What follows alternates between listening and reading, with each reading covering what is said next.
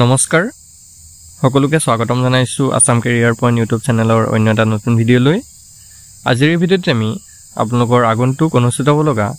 APS-C grade 4 পৰীক্ষাৰ বাবে সহায়ক হোৱাকৈ সমাজ বিজ্ঞানৰ কেইটামান মোষ্ট ইম্পৰ্টেন্ট কোৱেশ্চন চাম আৰু এই কোৱেশ্চনসমূহ অকল এপিএসসি গ্ৰেড 4 নহয় আপোনালোকৰ আগন্তুক এডিআৰই পৰীক্ষাৰ বাবেও হেল্পফুল হ'ব হেহে আপোনালোকে ভিডিঅ'টো স্কিপ নকৰিব আৰু কোৱেশ্চন কিটা মনত ৰাখিবলৈ চেষ্টা কৰিব আৰু এটা কথা ইয়াতে আপোনালোক জনাই থওঁ যদি আপোনালোকৰ এপিএসসি গ্ৰেড 4 বা আসাম পুলিচ বা এডিআৰই 3.0 কাৰণে পিডিএফ সমূহ লাগে তেতিয়া হলে আপোনালোকৰ স্ক্ৰিনত থকা নাম্বাৰটোত আমাক হোৱাটছআপত মেছেজ কৰি পিডিএফ সমূহ লৈ ল'ব পাৰিব স্ক্ৰিনত নাম্বাৰটো দেখিছে 8133840965 এটো আমাৰ হোৱাটছআপ নম্বৰ হয় এই নাম্বাৰটোত মেছেজ কৰি কেৱল 79 টকাত এপিএসসি গ্ৰেড 4 অল সাবজেক্টৰ পিডিএফ আৰু 149ত এডিআৰই 3.0 আৰু 149ত আসাম পুলিচৰ অল সাবজেক্টৰ পিডিএফ পাই যাব তো যদি আপোনালোকৰ পিডিএফ সমূহ লাগে এতিয়া মেছেজ কৰিব তো এতিয়া আমি বেছি দেৰি নকৰো কোৱেশ্চনখিনি চাও ফাৰ্স্ট কোৱেশ্চনটো হৈছে The partition of Bengal took place during the reign of which British viceroy? কোনজন ব্ৰিটিছ ভাইসৰয়ৰ শাসনকালত বংগ বিভাজন সংঘটিত হৈছিল তো ইয়াৰ কাৰেক্ট আনসাৰটো হ'ব অপচন এ লৰ্ড কাৰ্জন তো মনত ৰাখি থব লৰ্ড কাৰ্জনৰ শাসনকালতে বংগ বিভাজন সংঘটিত হৈছিল next question who signed the treaty of Allahabad এলাহাবাদৰ সন্ধি বা এলাহাবাদ যেটো চুক্তি হেতু কোনে স্বাক্ষৰ কৰিছিল তো ইয়াৰ ৰাইট আনসাৰটো হ'ব option B between Bahadur Shah and lord Curzon তো মানে কি এই যেটো এলাহাবাদ সন্ধি আছিল এটো এনেকা আহিব পাৰে প্ৰশ্নটো আপোনালোকৰ এলাহাবাদ সন্ধিটো কাৰ মাজত স্বাক্ষৰিত হৈছিল সো এটো হৈ যাবগে বাহাদুৰ শাহ আৰু লৰ্ড কাৰ্জনৰ মাজত স্বাক্ষৰিত হৈছিল ঠিক আছে বাহাদুৰ শাহ আৰু লৰ্ড কাৰ্জন এই দুজনৰ মাজতে এলাহাবাদ চুক্তিটো বা এলাহাবাদ সন্ধিটো স্বাক্ষৰিত হৈছিল next question The British Prime Minister who declared communal partition in 1932 was 1932 চনত সাম্প্ৰদায়িক বিভাজন ঘোষণা কৰা ব্ৰিটিছ প্ৰধানমন্ত্ৰীজন কোন আছিল তো তেও আছিল option C Ramsay MacDonald next question during whose tenure was the Bengal partition scheme implemented কাৰ কাৰ্যকালত বংগ বিভাজন আঁচনিখন কাৰ্যকৰী হৈছিল তো কাৰ কাৰ্যকালত এই আঁচনিখন কাৰ্যকৰী হৈছিল সুধিছে তো তেও আছিল অপচন ডি লৰ্ড কাৰ্জন মনত ৰাখি থব লৰ্ড কাৰ্জনৰ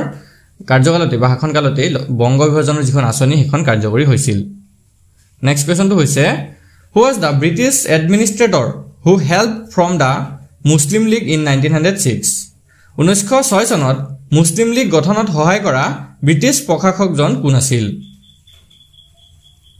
তো কোনটো অপচন শুদ্ধ হ'ব পঢ়ি চাব আপোনালোকে তো ইয়াৰ ভিতৰতে শুদ্ধ উত্তৰটো হ'ব অপচন এ লৰ্ড মিন্টু নেক্সট কোৱেশ্চনটো হৈছে The partition of Bengal was cancelled in which year? Banga বিভাজন কোন বছৰত বাতিল হৈছিল তো বন্ধুসকল ইয়াৰ ৰাইট আনসাৰটো অপচন বি 1911 ত 1911 চনত বংগ বিভাজন বাতিল হৈছিল নেক্সট কোৱেশ্চনটো হৈছে The founder of Ramakrishna mission was Ramakrishna অভিযানৰ বা ৰামকৃষ্ণ মিছনৰ প্ৰতিষ্ঠাপক কোন আছিল তো বন্ধুসকল ইয়াৰ শুদ্ধ উত্তৰটো option B Swami Vivekananda next question তো চাওক In which session of the Congress was the demand for full Swaraj raised? কংগ্ৰেছৰ কোনটো অধিৱেশনত পূৰ্ণ স্বৰাজৰ দাবী উত্থাপন হৈছিল ঠিক আছে পূৰ্ণ স্বৰাজৰ দাবীটো কোনটো অধিৱেশনত উত্থাপন কৰা হৈছিল সুধিছে তো ইয়াতে অপচন বিলাক আছে কৰাচী নে মাদ্ৰাজ নে কলকাতা নে লাহোৰ তো বন্ধুসকল ইয়াৰ শুদ্ধ উত্তৰটো হ'ব অপচন ডি লাহোৰ অধিৱেশনত নেক্সট কোৱেশ্চনটো হৈছে In which year did the Sepoy Mutiny take place? কোন চনত সিপাহী বিদ্ৰোহ সংঘটিত হৈছিল ৰাইট আনসাৰটো হ'ব অপচন এ 1857 ত ঠিক আছে 1857 চনৰ 10 মে তাৰিখে 1857 চনৰ 10 মে তাৰিখে সিপাহী বিদ্ৰোহ সংঘটিত হৈছিল আৰু এইটো মিৰুতত আৰম্ভ হৈছিল প্ৰথম 1857 চনৰ 10 মে তাৰিখে মিৰুতৰ পৰা এই সিপাহী বিদ্ৰোহ আৰম্ভণি হৈছিল next question in which year did the British enact the Regulation Act কোন বছৰত ব্ৰিটিছ চৰকাৰে বা ব্ৰিটিছে নিয়ন্ত্ৰণকাৰী আইনটো বা ৰেগুলেটিং এক্টটো প্ৰণয়ন কৰিছিল বন্ধুসকল ইয়াৰ শুদ্ধ উত্তৰটো হ'ব অপচন এ ইন 1773 1773 চনত নেক্সট তো চাওক who was the governor general of India during the partition of Bengal তো যেতিয়া বেংগল পাৰ্টিশন হৈছিল অৰ্থাৎ বংগ বিভাজন হৈছিল সেই সময়ত ভাৰতৰ গভৰ্ণৰ জেনেৰেল কোন আছিল ইয়াৰ শুদ্ধ উত্তৰটো অপচন এ লৰ্ড কাৰ্জন ঠিক আছে লৰ্ড কাৰ্জনে আছিলে সেই সময়ত গভৰ্ণৰ জেনেৰেল যেতিয়া বংগবিভাজন হৈছিল নেক্সট কোৱেশ্চনটো হৈছে বাই হুইচ ট্ৰিটি ডিড আসাম কাম আন্ডাৰ দা ব্ৰিটিছ কোনখন সন্ধিৰ দ্বাৰা অসম ইংৰাজৰ অধীনলৈ আহিল ঠিক আছে এটো ইম্পৰ্টেন্ট কোৱেশ্চন হয় মনত ৰাখিব ইয়াৰ ৰাইট আনসাৰটো হৈছে option A treaty of Yandabo ঠিক আছে ইয়ান্দাবু সন্ধি যেতিয়া হৈছিল 1826 ত 1826 ত যে ইয়ান্দাবু সন্ধি হৈছিল সেই তেতিয়াৰ পৰা অসমখন ইংৰাজৰ অধীনলৈ আহিছিল next question where was the proposed capital of East Bengal and Assam created by partition of Bengal তো বংগভংগৰ দ্বাৰা সৃষ্টি হোৱা পূৰ্ববংগৰ আৰু অসমৰ ৰাজধানী কোন ঠাইত হ'ব বুলি প্ৰস্তাৱ লৈছিল বা কোন ঠাইত হ'ব বুলি তেওঁলোকে এটা ঘোষণা কৰিছিল তো ইয়াৰ শুদ্ধটো হৈছে অপচন এ ঢাকা ঠিক আছে পূৰ্ববংগ আৰু অসমৰ ৰাজধানীটো ঢাকাত হ'ব বুলি তেওঁলোকে প্ৰস্তাৱ গ্ৰহণ কৰিছিল next question who was the editor of newspaper Bande Matram Bande Matram সংবাদপত্ৰখনৰ সম্পাদক কোন আছিল কোনে সম্পাদনা কৰিছিল তো ইয়াৰ শুদ্ধটো অপচন এ অৰবিন্দ ঘোষে সম্পাদনা কৰিছিল নেক্সট কোৱেশ্চনটো হৈছে who is the composer of the song Amar Sonar Bangla which is adopted as the national anthem of Bangladesh তো বাংলাদেশৰ ৰাষ্ট্ৰীয় সংগীত হিচাপে গ্ৰহণ কৰা আমাৰ সোনাৰ বাংলা গীতটোৰ ৰচক কোন হয় তো ইয়াতে আপোনালোকে এটা কথা গম পালে যে বাংলাদেশৰ যেটো ৰাষ্ট্ৰীয় সংগীত এটো হৈছে আমাৰ সোনাৰ বাংলা তো এই আমাৰ সোনাৰ বাংলা গীতটোৰ ৰচক কোন হয় তো তেও আছিল অপচন এ ৰবীন্দ্ৰনাথ টেগোৰ ঠিক আছে ৰবীন্দ্ৰনাথ ঠাকুৰেই আমাৰ সোনাৰ বাংলা গীতটো ৰচনা কৰিছিল ইয়াৰ লগতে মনত ৰাখিব আমাৰ ভাৰতৰ যেটো ৰাষ্ট্ৰীয় সংগীত আছে জনগণ মন হেতু ৰবীন্দ্ৰনাথ ঠাকুৰেই ৰচনা কৰা নেক্সট কোৱেশ্চনটো হৈছে who was the editor of the magazine The Dawn বা দি ডন যিখন পত্ৰিকা আছিল সেই পত্ৰিকাখনৰ সম্পাদক কোন আছিল তো ইয়াৰ শুদ্ধটো option A Satish Chandra Mukhopadhyay next question how many secondary national school were established during the Swadeshi movement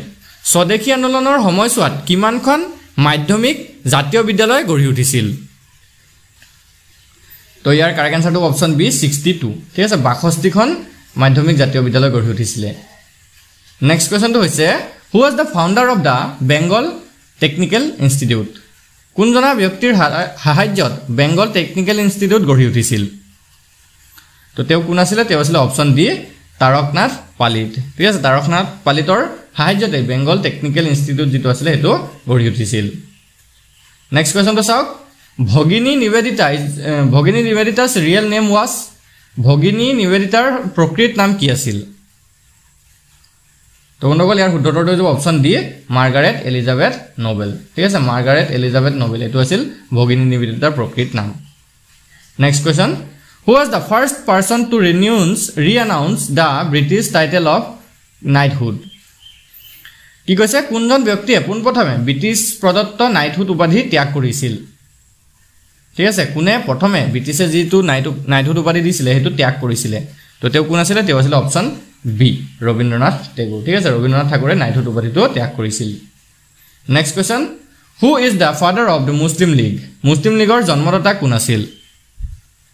বা মুসলিম লীগৰ পিতৃস্বৰূপ বুলি আমি কাক জানো তো তেও হ'ব option D Nawab Salimullah next question when was the dissolution of Bengal annulled and the unification of Bengal বংগভংগ বাতিল কৰি কেতিয়া বংগ একত্ৰীকৰণ কৰা হৈছিল তো এটো হ'ব অপচন এ 1911 1911 চনত next question who founded the company Bengal Chemicals নামৰ যেটো প্ৰতিষ্ঠান আছিল বা যেটো কোম্পানী আছিল হেতু কোনে প্ৰতিষ্ঠা কৰিছিল তো বন্ধুসকল ইয়াৰ শুদ্ধটো অপচন এ প্ৰফুল্ল চন্দ্ৰ ৰয়ে প্ৰতিষ্ঠা কৰিছিল নেক্সট কোৱেশ্চনটো চাওক who edited the newspaper যুগান্তৰ নামৰ যিখন সংবাদপত্ৰ আছিল সেই সংবাদপত্ৰখনৰ সম্পাদনা কোনে কৰিছিল তো অপচন কেইটাৰ ভিতৰত অপচন এটো হ'ব শুদ্ধ উত্তৰ ভূপেন্দ্ৰনাথ দত্তই কৰিছিল next question who founded the Bengal Arts Parliament বংগীয় কলা সংসদ এটো কোনে প্ৰতিষ্ঠা কৰিছিল তো তেও আছিল অপচন এ অবনীন্দ্ৰনাথ টেগোৰ ঠিক আছে অবনীন্দ্ৰনাথ ঠাকুৰে এটো প্ৰতিষ্ঠা কৰিছিল নেক্সট কোৱেশ্চনটো হৈছে when did the British government send a cabinet mission to India British চৰকাৰে কেতিয়া ভাৰতলৈ কেবিনেট মিছন পঠিয়াইছিল ঠিক আছে বা কোন চনত ব্ৰিটিছ চৰকাৰে ভাৰতলৈ কেবিনেট মিছন পঠিয়াইছিল তো এইটো আছিল অপশ্যন সি ইন মাৰ্চ 1946 ঠিক আছে 1946 চনৰ মাৰ্চ 24 মাৰ্চত ঠিক আছে 1946 চনৰ 24 মাৰ্চ সৰি ঠিক আছে 1946 চনৰ 24 মাৰ্চ তাৰিখে ব্ৰিটিছ চৰকাৰে ভাৰতলৈ কেবিনেট মিছন পঠিয়াইছিল নেক্সট কোৱেশ্চনটো চাওক when did the Chori Chora conflict take place Chori Chora সংঘৰ্ষ কেতিয়া সংঘটিত হৈছিল তো সনটো কি আছিল আৰু তাৰিখটো কি আছিল আমাক সুধিছে তো ইয়াৰ শুদ্ধটো যাব অপশ্যন এ 4 জানুৱাৰী 1922 1922 চনৰ 4 ফেব্ৰুৱাৰী সৰি 4 ফেব্ৰুৱাৰী তো 1922 চনৰ 4 ফেব্ৰুৱাৰী তাৰিখে চৰি চৰা যেটো সংঘৰ্ষ আছিল এটো সংঘটিত হৈছিল তো সনটো ইম্পৰ্টেন্ট হয় 1922 আৰু তাৰিখটো আছিল 4 ফেব্ৰুৱাৰী নেক্সট কোৱেশ্চনটো হৈছে the British Prime Minister who declared communal partition in 1932 was 1932 চনত সাম্প্ৰদায়িক বাটোৱাৰা ঘোষণা কৰা ব্ৰিটিছ প্ৰধানমন্ত্ৰীজন কোন আছিল তো এটো আমি অলপ আগতে পাইছিল নেকি তো এটো যাব অপশ্যন সি ৰামছে মেকডোনাল্ড ঠিক আছে নেক্সট কোৱেশ্চনটো চাওক for which movement Mahatma Gandhi gave the slogan do or die কোনটো আন্দোলনৰ সময়ছোৱাত গান্ধীজীয়ে বা মহাত্মা গান্ধীয়ে কৰিম কিংবা মৰিম এই স্লোগানটো দিছিল কৰিম বা মৰিম এই স্লোগানটো মহাত্মা গান্ধীয়ে কোনটো আন্দোলনৰ সময়ত দিছিল তো এটো যাবগে অপশ্যন বি ঠিক আছে কোৱাইট ইণ্ডিয়া মুভমেন্ট তো ভাৰতীয় আন্দোলনৰ সময়ত এই মন্তব্যটো দিছিল বা এই স্লোগানটো দিছিল আজি ভিডিঅ'ৰ লাষ্ট কোৱেশ্চনটো চাওক in which year did world war first break out প্ৰথম বিশ্বযুদ্ধ কোন চনত সংঘটিত হৈছিল যেটো ওয়াৰ্ল্ড ওয়াৰ ফাৰ্ষ্ট আছে এটো কেতিয়া হৈছিল তো এটো যাবগে অপশ্যন ডি 1914 ঠিক আছে 1914 চনত ফাৰ্ষ্ট ওয়াৰ্ল্ড ওয়াৰ হৈছিল তো অনুকল আজি ভিডিঅ'টোৰ কোৱেশ্চন কেইটা যদি ভাল লাগিলে তেতিয়া ভিডিঅ'টো এটা লাইক কৰি দিব আৰু আমাৰ চেনেলটো সাবস্ক্ৰাইব কৰি লব